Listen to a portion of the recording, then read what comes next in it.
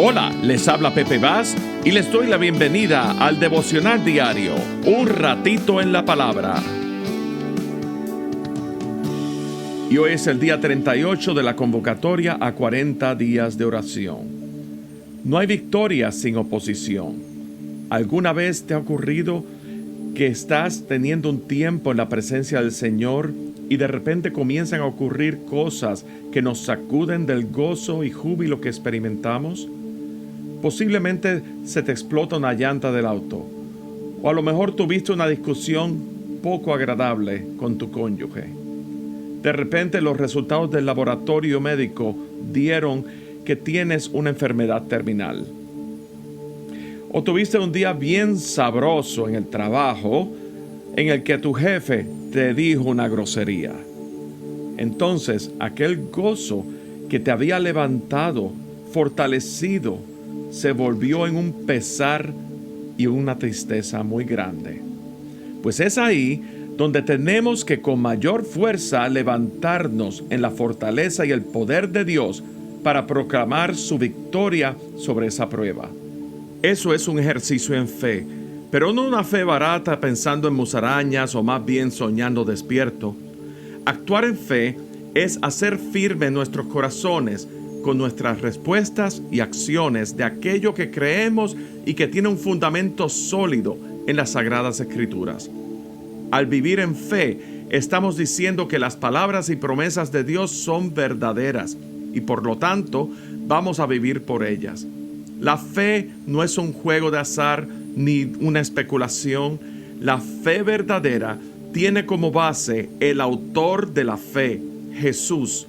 Su muerte en la cruz, en sometimiento al Padre, era en la fe y en la certeza del gozo que encontraría al otro lado de la cruz. Por su muerte en la cruz, muchos vendrían al conocimiento salvador para tener vida eterna y ser reconciliados por Él. Por el gozo puesto delante de Él, fue que el autor de la fe, Jesús, sufrió la cruz.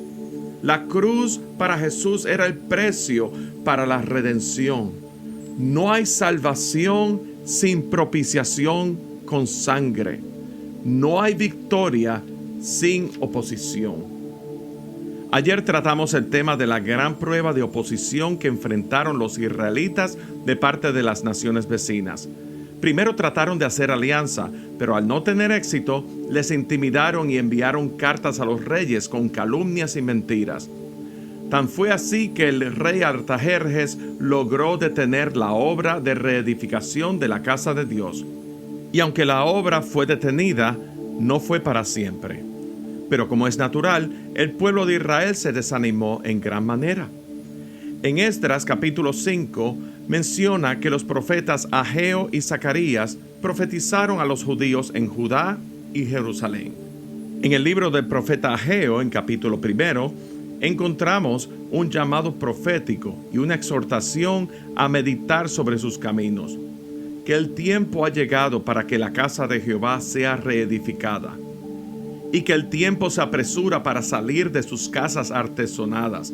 Estamos hablando de un sentido de urgencia a salir de ellos mismos y de sus propios intereses egoístas y regresar a trabajar en la casa de Jehová que está abandonada.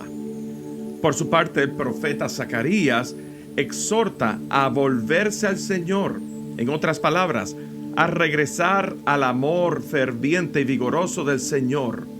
Dice: volveos a mí, dice Jehová de los ejércitos, y yo me volveré a vosotros. Zacarías 1, versículo 3. Queda claro que la oposición puede traer como consecuencia el desánimo.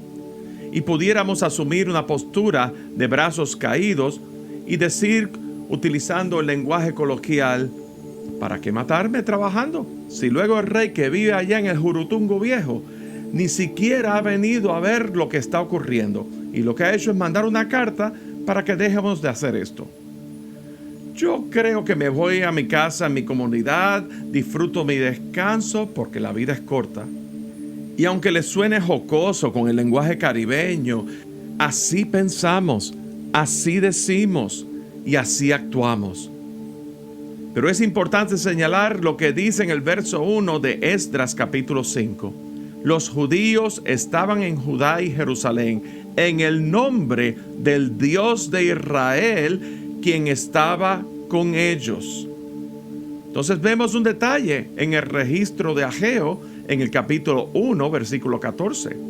Dice: y despertó Jehová el espíritu de Zorobabel, sacerdote, hijo de Salatiel, gobernador de Judá, y el espíritu de Josué, hijo de Josadac, sumo sacerdote, y el espíritu de todo el resto del pueblo, y vinieron y trabajaron en la casa de Jehová de los ejércitos, su Dios.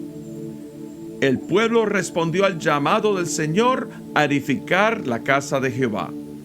En otras palabras, y aplicando lo que decíamos en relación a la fe, el pueblo escuchó el llamado del Señor. Dios despertó el espíritu de los jefes y sacerdotes. El pueblo creyó. Los corazones fueron sensibilizados hacia un sentido de urgencia por la obra que estaba por delante y que estaba inconclusa. El pueblo se movilizó en fe para continuar la reedificación. Y como lo que Dios ordena, nadie lo detiene, y esta vez vinieron 2 funcionarios de los persas para averiguar quién había autorizado la edificación de la casa. Entonces comenzaron a escribir nombres de los que estaban trabajando. Los ojos de Dios estaban sobre los ancianos de los judíos y no les hicieron cesar hasta que el asunto fuera llevado a Darío. Aquí vemos la provisión protectora de Dios.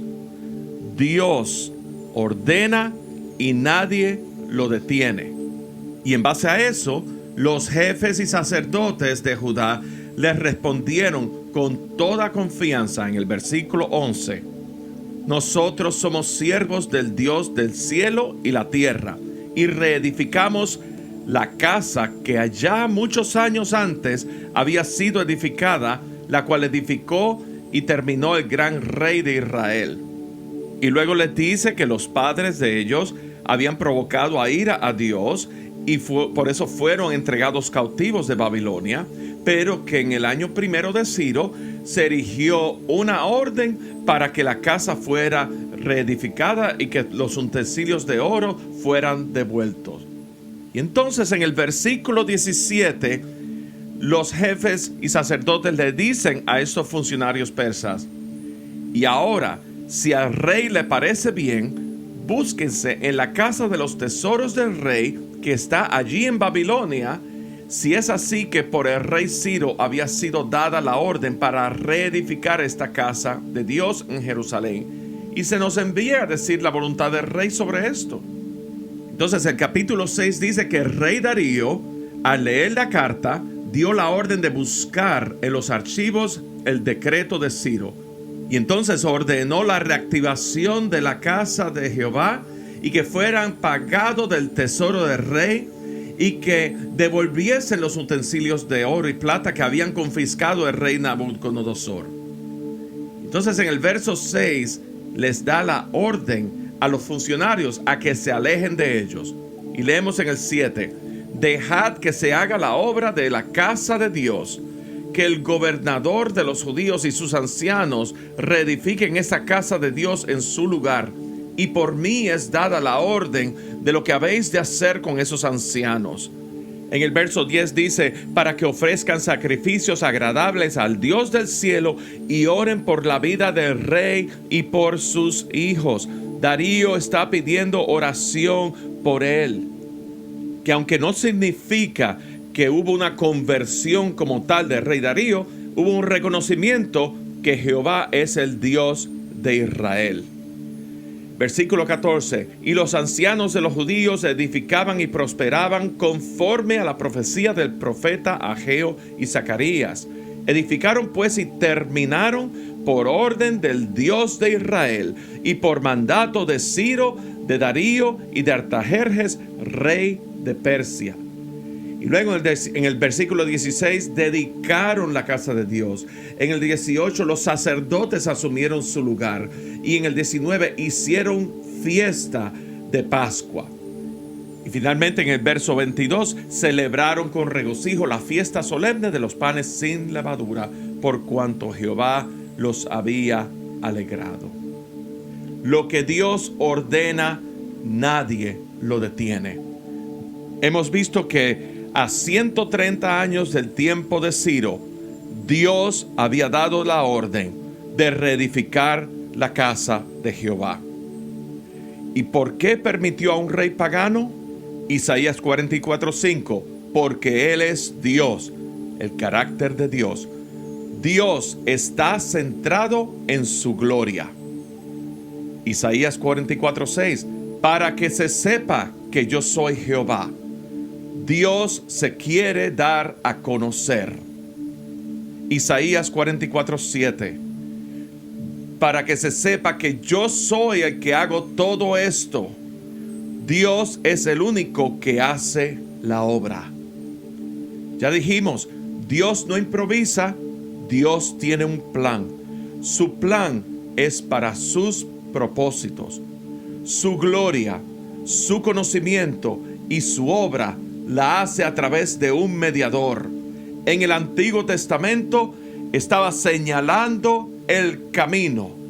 En el Nuevo Testamento, revelando el camino en la persona de Cristo Jesús.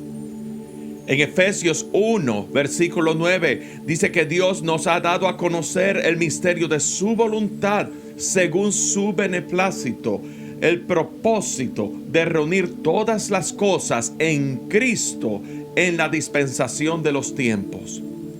Lo que Dios ordena, nadie lo detiene. Dios usó a Ciro para el regreso de los judíos. Y en Cristo Jesús está la provisión redentora de Dios. El llamado es a que la gloria de Dios sea nuestra centralidad. Que demos a conocer la gloria de Dios por medio de Jesucristo. Que seamos dóciles sin cuestionar la obra de Dios en nosotros. Y entonces podremos cantar en Isaías 55:11, ciertamente volverán los redimidos de Jehová, volverán a Sión cantando, y gozo perpetuo habrá sobre sus cabezas, y tendrán gozo y alegría, y el dolor y el gemido huirá. Padre, te damos gracias porque en Cristo Jesús estamos completos por la provisión redentora en Cristo Jesús para nuestras vidas. Señor, te pedimos que tú seas visto en nosotros, que tu gloria sea manifiesta, que el mundo sepa que tú eres Dios, Dios del universo, creador de los cielos y la tierra, y que en Cristo Jesús es el único camino para que nosotros podamos hallar salvación, perdón de nuestros pecados, vida eterna y unidad contigo en una relación personal contigo. En el nombre de Cristo Jesús. Amén. Eso es todo por hoy. Nos despedimos, no sin antes pedirle que me sigan en las redes sociales de Facebook, Twitter, Instagram, a través de Pepe Bass Jr. y suscríbanse a este podcast en Spotify, Apple Podcast y YouTube. Pero muy importante, ayúdanos, dale share y dale like, compártelo con tus amigos para que nuestra audiencia crezca y además que reciban el mensaje de salvación por medio de Jesucristo. Que Dios te bendiga. Será hasta mañana en otra edición de Un Ratito en la Palabra. Que a la luz de tu palabra mi mente sea renovada para experimentar